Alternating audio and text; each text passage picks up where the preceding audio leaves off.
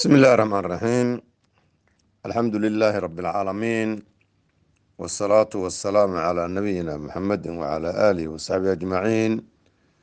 أما بعد، الحديث 601 عن ثوبان مولى رسول الله صلى الله عليه وسلم ورضي الله عنه قال: قال رسول الله صلى الله عليه وسلم: إن الله زوى لي الأرض فرأيت مشارقها ومغاربها، وإن أمتي سيبلغ ملكها ما زوي لي منها، وأعطيت الكنزين الأحمر والأبيض، وإني سألت ربي لأمتي ألا يهلكها بسنة عامة، وألا يسلط عليهم عدوا من سوى أنفسهم فيستبيح بيضتهم، وإن ربي قال يا محمد: إني إذا قضيت قضاء فإنه لا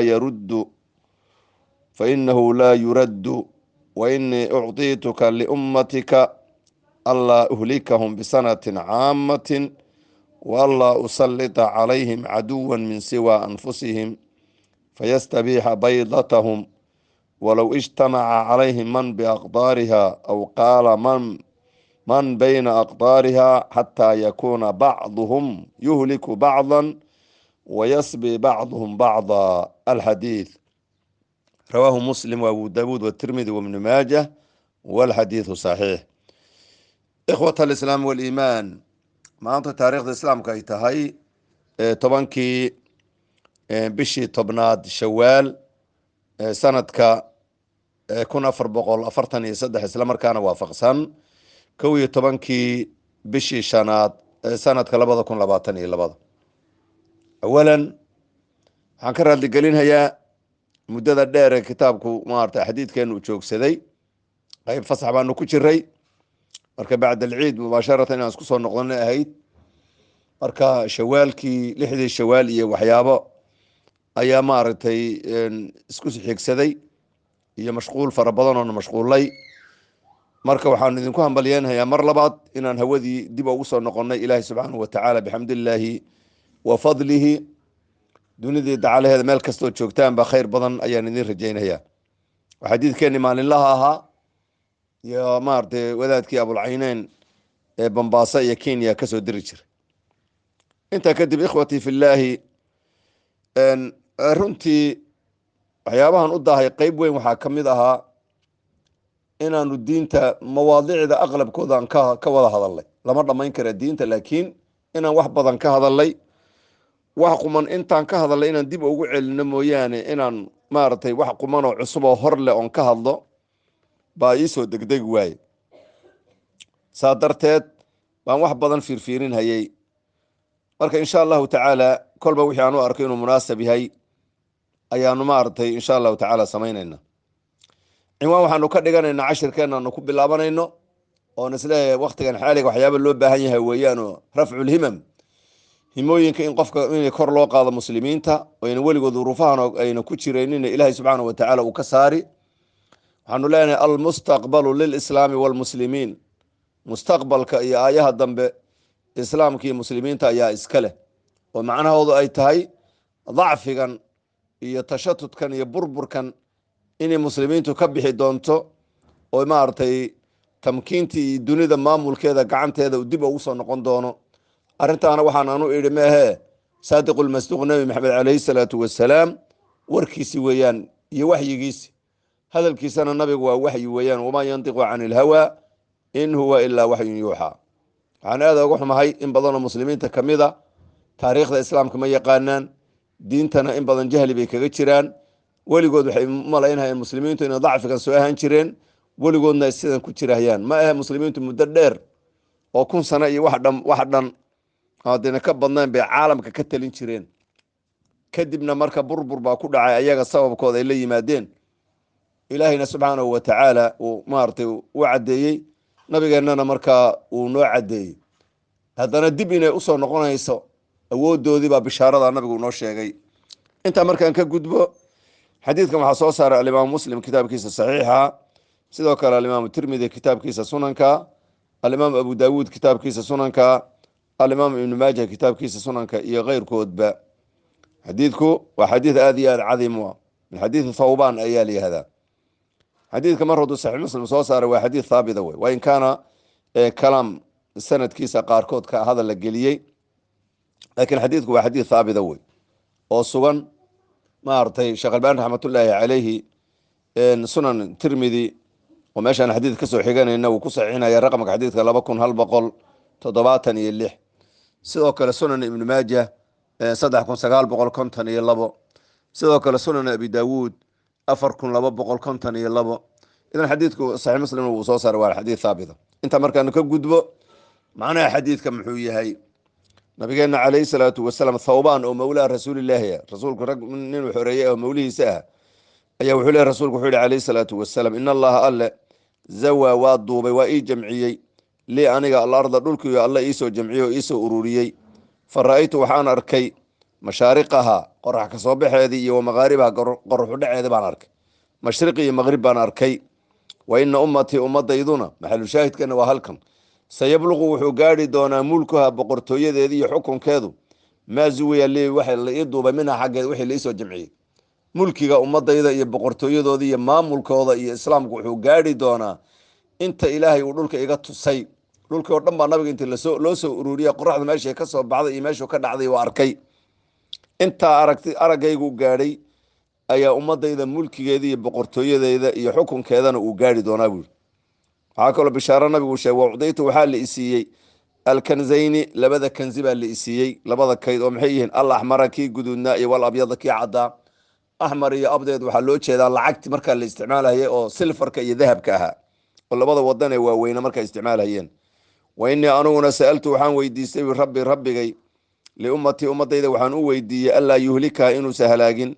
bisanatin aamatin abaar inuu ku halaagin ayagoo dhan qayb kamid ah abaar ku dhacday qayb kamid ah in barwaaqo noqdaan waxa kale oo alla weydiistay wallahi yusallida inuu ku dirin calayhim dushooda caduwan cadow oo min siwa anfusihim naftooda aan ahayn cadow aan naftooda ahayn inuu alla ku sii deynin oo fayastabiixa uu banaysto baylatum jamaacadoodii iyo cizigoodii iyo mulkigoodii iyo awoodoodii uu burburiyo wayna rabbiga qaala wuxuu yidhi ya muxamed innii anugu idaa qadaytu haddaan xukuma qadaan xukun fa innahu laa yuraddu lama radiyo qadaan xukuma cid ka hor iman karta male wa innii anuguna acdaytuka waan ku siiyey liummatika ummadaada waxaan kuu siiyey ألا أهلكهم إن أنا هلاجين بسنة عامة أبار إن أنا كود هلاجين والله أصلد إن أنا قدر عليهم دشوا عدوا عدو ومن سوى أنفسهم نفتو ذا كسو هري وفيستبيح بنا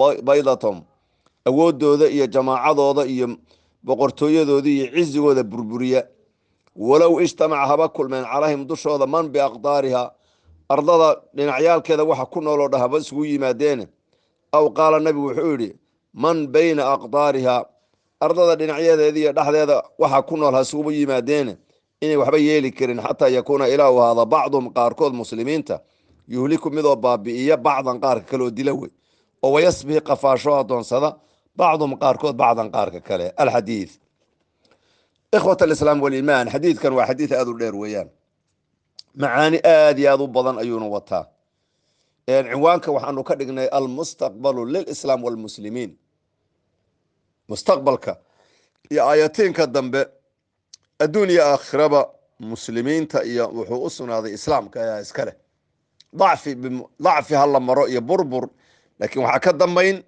إنو إسلام كو تليو هي مسلمين تو أي تليان با كدنبينيس نبينا عليه الصلاة والسلام حديثك وحو نوع ديي حولي إلهي وحو إيسو أروريي دولك زوى بمعنى جمع وضم وحو الله إيسو أروريي طواوي أو جمع وحو الله إيسو دوبي أرضديس أي اللي سو يريو لو سو أروريي النبي مركاسا محان أركيبو قرحة ماشي كسو بحضو إيا ماشي أودعدان أركيبو وحا بشارة مركا أمد يدونا وحو ملكي كذا إيا بقرطوية كذا إيا حكم كذا إيا إسلامك وقاري إيا مامل كذا انت لولك اللي يقصو دوبي أركي يا أمد وقاري وبشارة وي وفعلا مونا قاريهد حقنا بريقة ماشي وش يستجينها تركستان الشرقي ما أرتي halka Chinaha xuduudkiisa iyo qaybo kamida ayuu islaamku gaaray bariga galbeedkana wuxuu gaaray Faransiiska xuduudkiisa ayuu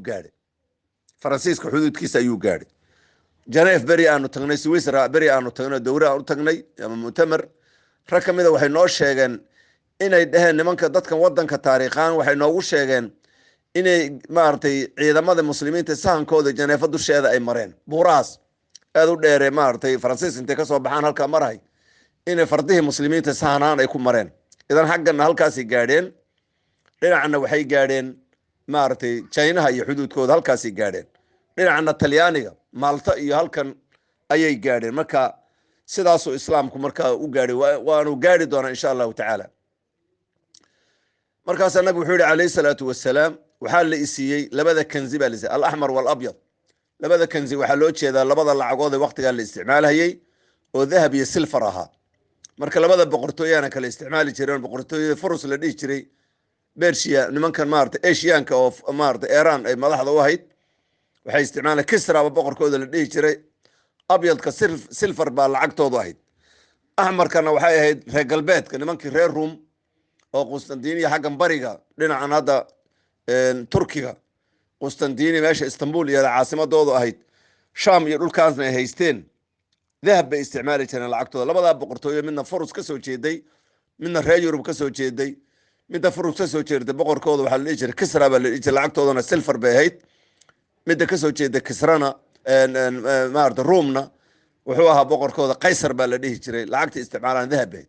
lacagtaana gacanta la iisoo gelinaya, kaydadkay dhigteen gacanta la iisoo gelin buu nabigu yiri. wa ficlan wayna dhacday, waqtigii cumar ayaa dhulkaa la furtay, kaydkoodii oo dhanna gacanta lagu dhigay. markaasaa nabigu wuxuu sheegay, waxaan rabbigay weydiistay buu yihi, ummadayda u weydiiyey inuusan ku halaagin abaar dhammaantood. qayb ka mid a abaar hadday ku dhacdo, qaybta kale inay barwaaqaysan yihiin. waxaa kaloon rabbigay weydiistay inuusan ummadayda ku sallidin cadow ayaga ka baxsan oona ayaga ahayn inuusan ku sallidin, oo cadowga marka uu burburiyo jamaacadoodii iyo awooddoodii iyo cizigoodii iyo sharaftoodii iyo maaragtay uusan dulaysanin. yaan ilaahay ka baryo inuusan cadow aan ayaga ahayn isku sii daynin.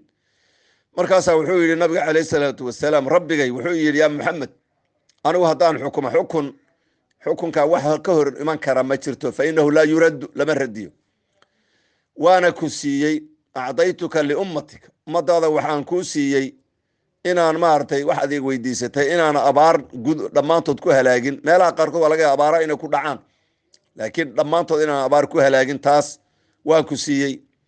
waxaa kaloon ku siiyey ummadaada inaana ku sallidin cadow aana naftooda ahayn, oo markaa deedna cadow ayaga ka baxsan intuu u yimaado uu burburiyo. hataa hadday isu yimaadaan buu yihi, ardada dusheeda iyo hareeraheeda waxa ku noolo bashariya hadday isu yimaadaan ayn waxba ka qaadi karin. laakiin shardi buu ilaahay ku xidhay, xataa yakuuna bacduhum yuhliku bacdan wayasbi bacduhum bacda, ilaa iyagu marka ay islaayaan oo is cunaan oo is addoonsadaan.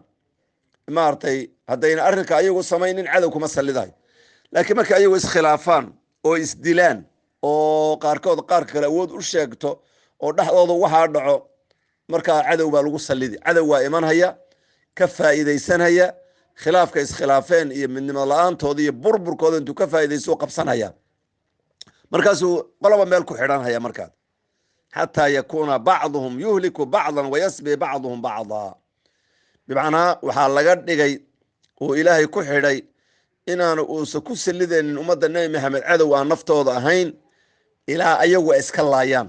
markii ayagu isdilaan oo dhexdooda khilaaf dhaco oo ay saa ku kala tagaan baa lagu salliday cadow. wa ficlan waa wixii dhacday wey.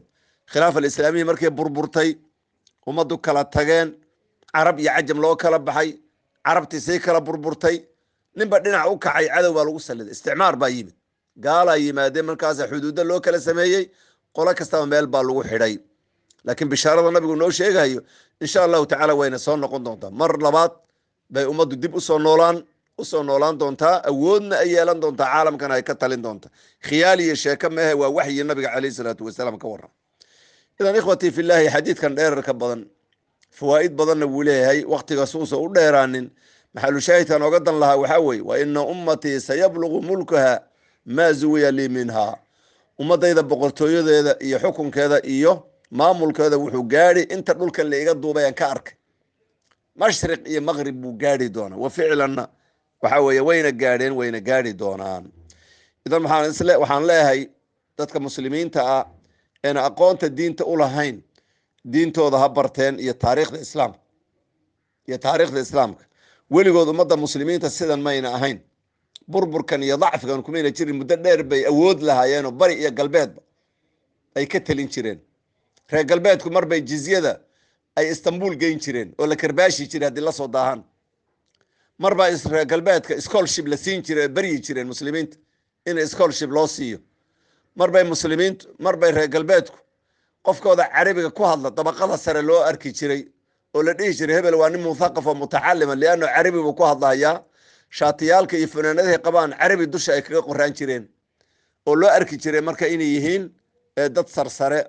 sida maanta innaga reer galbeed qofka marka calaaqa la leh ay dadka marka wax magaratada u arkaan inay dad sare yihiin.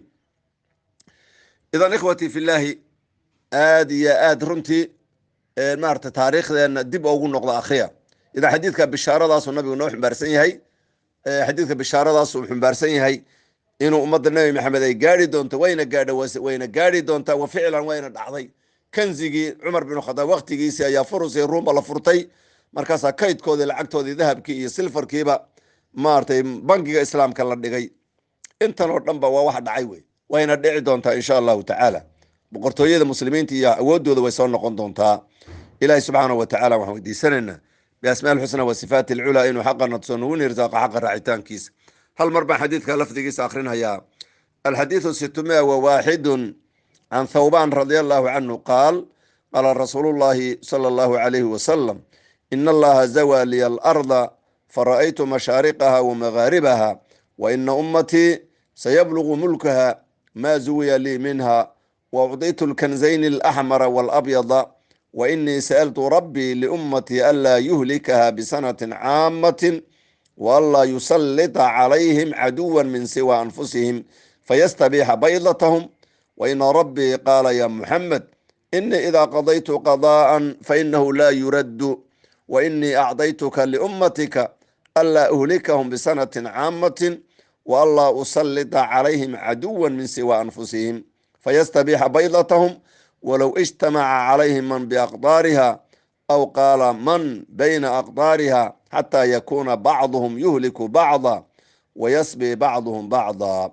رواه الترمذي وأبو داود رواه الترمذي ومسلم وأبو داود وابن ماجه والحديث صحيح.